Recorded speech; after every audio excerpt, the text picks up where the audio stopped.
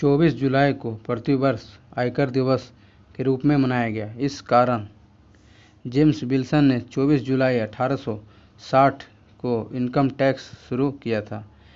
इस बार 163वां आयकर दिवस है। आयकर एक प्रत्यक्ष कर है। 1963 राजस्व अधिनियम को कंट्रोल करने के लिए सीबीडीटी का गठन किया गया। Control board of direct tax के वर्तमान अध्यक्ष नितिन गुप्ता हैं। जीएसटी एक अप्रत्यक्ष कर है। जीएसटी संवर्धित सूची के अंतर्गत आता है। जीएसटी 101वां संशोधन पर लागू हुआ 1 जुलाई 2017 को। जीएसटी काउंसिल संविधान के अनुच्छेद 279A में तथा इसका प्रमुख निर्मला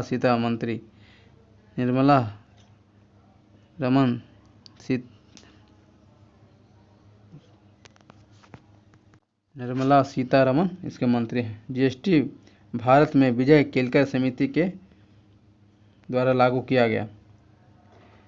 हाल ही में चर्चा में रहा सकुराजिमा ज्वालामुखी जापान में विस्फोट हुआ। सर्वाधिक ज्वालामुखी भूकंप tsunami Pacific ring of fire में आता है। यह प्रशांत महासागरीय अग्नि बेखला कहलाता है। मैग्मा ज्वालामुखी विस्फोट होने पर लावा के रूप में बाहर निकलता है। ज्वालामुखी शांत होने पर मुंह के पास क्रेटर बनता है और क्रेटर का बड़ा रूप कोलोरेडा होता है। शिंजो अबे को 2022 में नेताजी का पुरस्कार मिला। प्रधानमंत्री के रूप में सबसे लंबा कार्यकाल शिंजो अबे का था। इनकी मृत्यु नारा जापान के अंदर कर दी गई। क्वाड की चौथी बैठक टोक्यो में हुआ। क्वाड की 5वीं बैठक ऑस्ट्रेलिया में होगी। धर्म गार्जियन भारत और जापान के बीच होने वाला एक्सरसाइज है। MPX एक्सरसाइज भारत और जापान के बीच होगी। माउंट कोटोपैक्सी इक्वाडोर जो एक सक्रिय ज्वालामुखी है। माउंट किलिमंजारो जो तंजानिया में है, एक्टिव ज्वालामुखी है। स्ट्रोम्बोली भूमध्य सागर का प्रकाश स्तंभ ज्वालामुखी है। विसुवियस ज्वालामुखी इटली में है। किस राज्य ने बराक भुवन वन्य जीव अभयारण्य के स्थापना के प्रस्ताव को मंजूरी दी? असम के राज्यपाल जगदीश मुखी, मुख्यमंत्री हेमंत बिस्वा। वन्य जीव अभयारण्य वाइल्ड लाइफ प्रोटेक्शन 1972 एक्ट का है।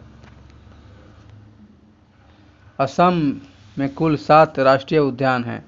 राष्ट्रीय उद्यान जल मार्ग धुबरी से सदिया तक ब्रह्मपुत्र नदी पर स्थित है। असम का बगरुम्मा नृत्य है। असम का नवीनतम 8वां शास्त्रीय नृत्य सत्रिया है। इसके प्रतिपादक शंकर देव हैं। शंकर देव का प्रसिद्ध नाटक अंगिका नाट है।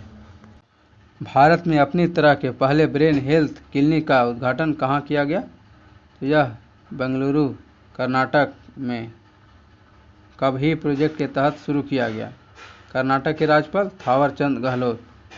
कर्नाटक में 243 नम्मा क्लिनिक शुरू किया गया। दिल्ली में मोहल्ला क्लिनिक शुरू किया गया। 24 मंजिला OPD टावर जयपुर में स्थापित हुई। जबलपुर के लम्हेटा गांव में प्रथम जियो पार्क शुरू होगा। बायोलॉजिकल क्लॉक पीनल ग्रंथि इसे मस्तिष्क की रेत भी कहा जाता है। खेलो यूनिवर्सिटी गेम्स का 2nd संस्करण का आयोजन बेंगलुरु में हुआ।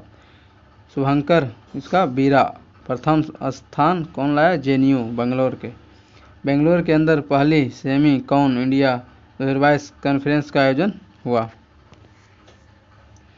किसने भारतीय अंटार्कटिका विधेयक 2022 पारित किया? जितेंद्र सिंह, पृथ्वी मंत्री। अंटार्कटिका को श्वेत महाद्वीप कहा जाता है। भारत ने यहाँ पर 3 अनुसंधान निर्मित किए। पहला दक्षिण गंगोत्री, दूसरा भारती, तीसरा मैत्री। दक्षिण गंगोत्री का स्थापना 1983 में हुआ था, जो अब बंद हो गया है। भारतीय अनुसंधान की स्थापना 2015 में हुआ है। पृथ्वी मंत्री जितेंद्र सिंह ने लोकसभा में एक विधेयक पारित किया और कहा कि अनुसंधान केंद्र जो भी बनाया जाएगा अंटार्कटिका में वह घरेलू नियम पर आधारित होगा। अंटार्कटिका की सबसे ऊंची चोटी माउंट विल्सन मैसिफ है। हाल ही में किसे जेसी डेनियल अवार्ड 2022 से सम्मानित किया गया? केपी कुमारन जो मलयालम के डायरेक्टर हैं उनको 5 लाख के रूप में जेसी डेनियल सर्वोच्च पुरस्कार दिया गया। सुभाष चंद्र बोस आपदा प्रबंधन पुरस्कार व्यक्तिगत रूप में विनोद शर्मा को 5 लाख रुपया, संस्थान के रूप में गुजरात 51 लाख रुपया। मध्य प्रदेश को मोस्ट फिल्म फ्रेंडली अवार्ड मिला। आईआईटी कानपुर के दीपक धर को बोल्ट जमान अवार्ड दिया गया। राजीव महर्षि पूर्व सीएजी को प्रशासन क्षेत्र में पद्म भूषण दिया गया। किसने ई अमृत मोबाइल ऐप लॉन्च किया? नीति आयोग। नीति आयोग की स्थापना 1 जनवरी 2015। नीति आयोग के हेड प्रधानमंत्री। वर्तमान उपाध्यक्ष सुमन बेरी। वर्तमान सीईओ परमेश्वर अय्यर। एनसीईआरटी के हेड विनोद प्रसाद सकलानी। किसान ऐप आईआईटी रुड़की ने लॉन्च किया।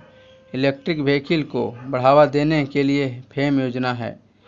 दिशांक ऐप कर्नाटक ने भूमि रिकॉर्ड रखने के लिए किया। नीति आयोग के पहले उपाध्यक्ष अरविंद पनगढ़िया तथा पहले सीईओ सिंधु कुल्लर। बजट में अमृत काल की अवधि 25 वर्ष रखा गया है। 2022 में शुरू की गई रैंप योजना किसके द्वारा समर्पित योजना है? विश्व बैंक। इस योजना में कुल 6,062 करोड़ का रखा गया है लक्ष्य। इसमें से 3750 करोड़ देगा विश्व बैंक। बजट 2022-23 के अनुसार पहला रैंप योजना, दूसरा डिवाइन योजना, तीसरा पर्वत माला योजना। रैंप योजना एमएसएमई में सुधार के लिए लाया गया। एमएसएमई मंत्री नारायण राणे हैं। डब्ल्यूटीओ की स्थापना 1 जनवरी 1995 में किया गया। डब्ल्यूटीओ के मुख्यालय जेनेवा। हेड नगोंजी ओकोंजी। रैंप योजना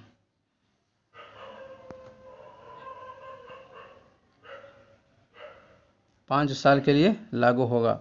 पीएम डिवाइन योजना नॉर्थ ईस्ट इंडिया के विकास के लिए आईएमएफ और वर्ल्ड बैंक को जुड़वा वाहन कहा गया।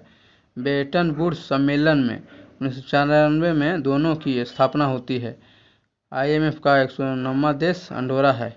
उड़ीसा राज्य को एमएसएमई पुरस्कार दिया गया। पर्वतमाला का संबंध रोपवे के विकास से है। 2022 में किस देश द्वारा साउथ स्टार को गोल्डन वीजा दिया गया? यूएई के द्वारा 10 साल के लिए। 2022 का फीफा फुटबॉल विश्व कप दोहा में होगा। पेटेंट 20 वर्ष के लिए दिया जाता है। जीआई टैग 10 वर्ष के लिए दिया जाता है। होप मिशन यूएई का है जो मंगल ग्रह पर जाने को लेकर इसमें सहायता करेगा जापान। आईसीसी का मुख्यालय दुबई यूएई। हेड ग्रेग बार्केल जो न्यूजीलैंड के हैं। टी20 एशिया कप का आयोजन यूएई में होगा। पहले श्रीलंका में होने वाला था।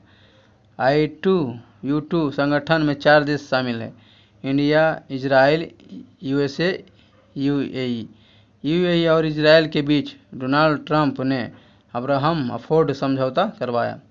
हाल ही में केंद्र सरकार ने भारतीय ध्वज संहिता में संशोधन किया। यह संहिता किस वर्ष की है? तो यह संहिता 2002 की है।